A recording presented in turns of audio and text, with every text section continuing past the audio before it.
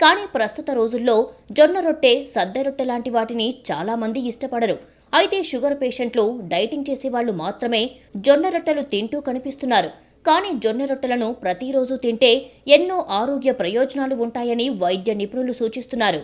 జొన్న రొట్టెలో iron, calcium, vitamin B, minerals, antioxidants వంటివి పుష్కలంగా లభిస్తాయి.